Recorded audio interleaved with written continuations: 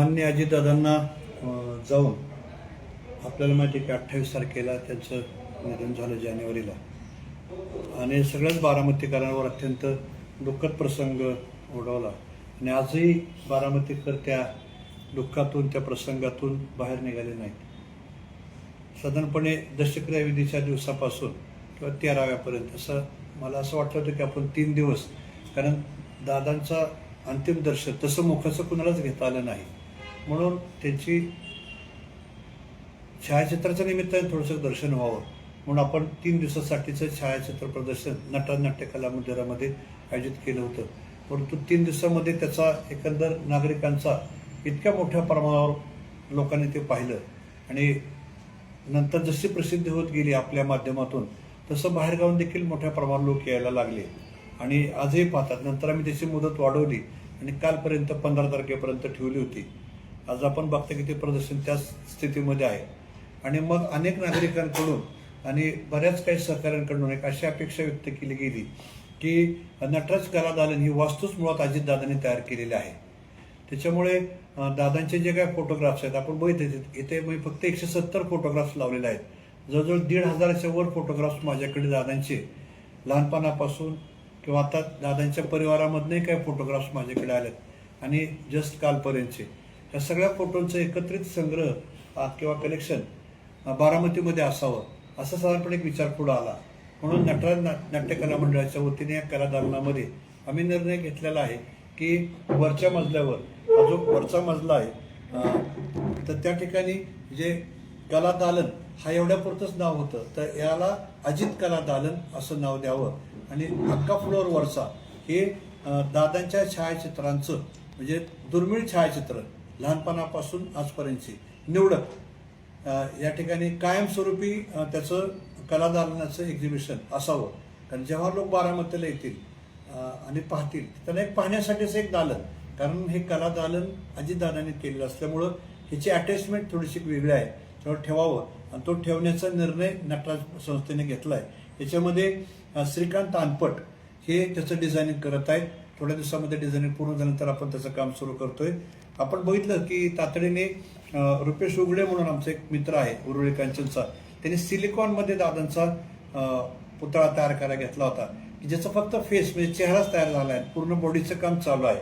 तर 6 फूट 2 इंचीचा हा ज्याला सिलिकॉनमधील जो आता स्टॅच्यू तयार होईल की त्याला ओरिजिनल कपडे, चप्पल, व्हॉटेवर बी जे असेल ते येणार आहे. आणि तोच त्या ठिकाणी वरती काचेमध्ये आम्हाला लावायची सगळ्या सहकाऱ्यांची इच्छा आहे. असा एक पहिला निर्णय आमच्या संस्थेने घेतलेला आहे. दुसरा आहे की आपण बघितलं की नटराजची वास्तू, त्याच्यानंतर हा जो चौक आहे म्हणजे तिरंगा सर्कल, आणि जो राष्ट्रध्वज 30 मीटरचा उंचीचा, ही दादांचीच इच्छा होती. त्याप्रमाणे तो आपण कमी दिवसामध्ये केला. 15 ऑगस्टला त्याचं अनावरण केलं. तर आमच्या सगळ्या सहकार्याची आणि माझी इच्छा आहे की या चौकातल्या जागेमध्ये अजितदादांचा 10 फूट उंचीचा ब्रॉन्झचा पुतळा उभा करावा.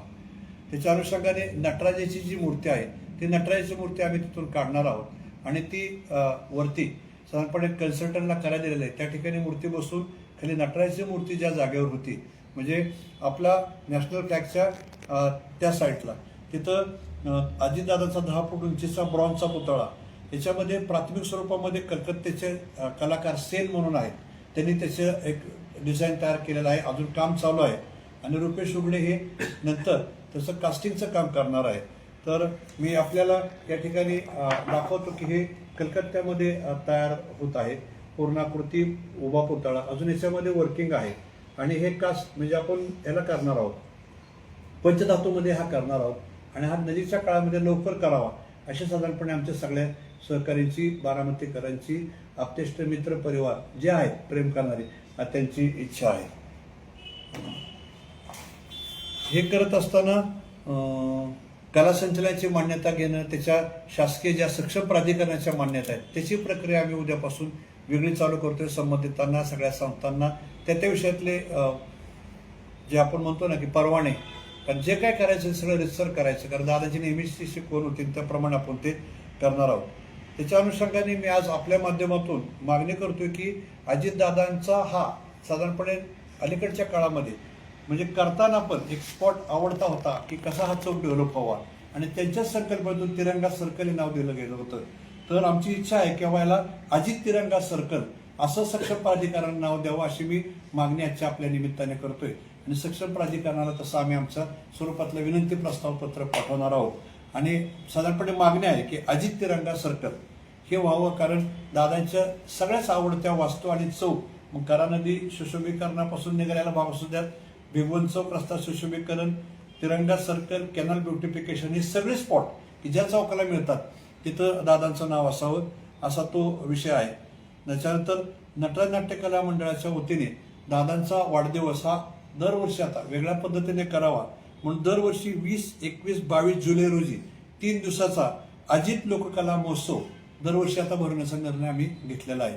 याच्यामध्ये हा लोककला महोत्सवामध्ये महाराष्ट्राच्या ज्या पारंपरिक लोककला आहेत, आपल्याला माहिती आहे की राज्यातल्या विविध भागामध्ये जसं आपण जाऊ 50 मैलाला 100 किलोमीटरला आपली लोककला बदलते.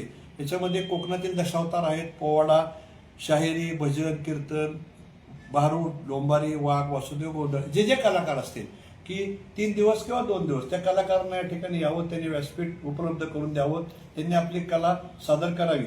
आणि त्याच्या निमित्ताने महाराष्ट्रातल्या दरवर्षी एका लोककलावंताला अजित गौरव पुरस्कार देऊन त्याला सन्मानित करावं अशी साधारणपणे आमच्या सगळ्यांची इच्छा आहे. आणि ते आम्ही या जुलैपासून करणार आहोत.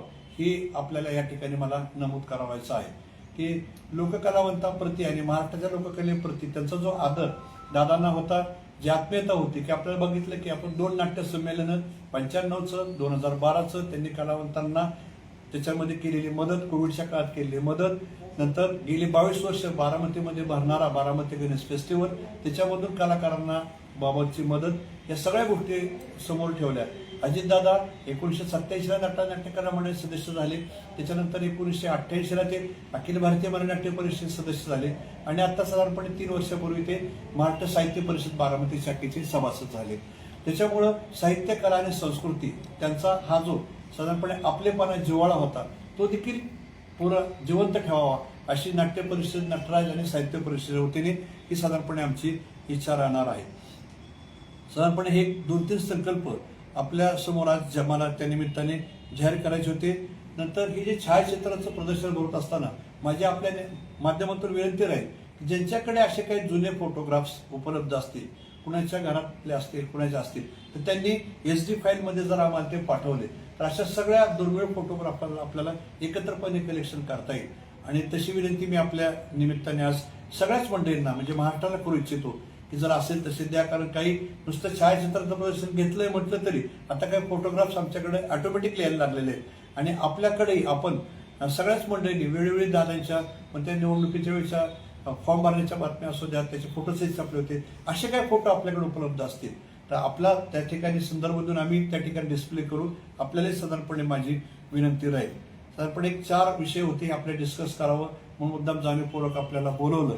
कारण याच्यामध्ये नटराजची बांधिलकी आणि दादांची 1987 पासूनची आहे आणि ती त्यांनी कायम ठेवली आजपर्यंत. आणि मला माहिती आहे की नटराजवर त्यांनी किती प्रेम केलं आणि आपल्यालाही ते सर्वश्रुत आहे. त्यामुळे ती बांधिलकी ही इतर कुठल्याही संस्थांपेक्षा मला जवळकीची, आपुलकीची आणि आपलेपणाची वाटते. म्हणून तीच या ठिकाणी, कारण नटराजची वास्तू या ठिकाणी व्हावं की माझ्यापेक्षा त्यांची भावना जास्त होती आणि त्यांनी सांगितलं की मला नटराजचं कार्यालय इथंच बांधायचंय आणि त्यांनी ते केलं.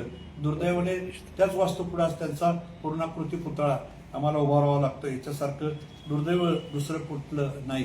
परंतु परमेश्वरी ज्याला म्हणतो की त्याला इलाज नाही. आपण त्या निमित्ताने त्याचं स्मारक हेच हे ठिकाणी समजलं तरी काही हरकत राहणार नाही. कारण बारामतीकरांची इच्छा आणि बारामतीकरातली ही वास्तू आणि हा चौक या ठिकाणी दादांना सदर स्मरण राहील असं साधारणपणे करूया. हे करत असताना आपल्याला माहिती आहे की नटराज नाट्य कला मंडळाने नुकतंच राज्यनाट्य स्पर्धेमध्ये कर्णे नाटक सादर केलं होतं, ज्याला आपल्याला पहिलं पारितोषिक मिळालं आणि दादांनी त्याचं अभिनंदन केलं. कारण म्हटलं की किरण, नटराज नेमकं सांस्कृतिक कार्यामध्ये राज्यनाट्य स्पर्धेमध्ये पारितोषिक म्हणून शासनाच्या लेवलवर माझीही मान उंचवली जाते की माझ्या बारामतीचं नाटक नुसतं आम्ही बारामतीचा विकास करतो असं नाही तर सांस्कृतिक आमची बारामती आता उंचीला पोचते. आणि आपल्याला सांगायला मला आनंद हा विषय मी वापरणार नाही, परंतु आपल्या माहितीकरता सांगतो की पहिल्यांदाच आपल्या इतिहासामध्ये की नटराजच्या कर्ण नाटकाला जी गौरव पुरस्कारासाठी आता या ठिकाणी 3 नामांकनं मिळालेली आहेत. त्याच्यामध्ये सर्वोत्कृष्ट वेशभूषा, सर्वोत्कृष्ट प्रकाश योजना आणि सहाय्यक अभिनेत्री अशी 3 नामांकनं मिळाली. आणि जर झालं तर बारामतीकरांच्या दृष्टिकोनातून आणि आपल्या सर्वांच्या ह्याच्यासाठी की जी पुरस्कार हा गौरव पुरस्कार हा आपल्या कर्ण नाटकाच्या निमित्ताने मिळेल अशी साधारणपणे अपेक्षा बाळगतो. कारण ही दादांचे स्वप्नपूर्तीच आहे एवढंच मी ठिकाणी म्हणेन. धन्यवाद. आपल्याला काय विचारायचं आपण विचारू शकतो.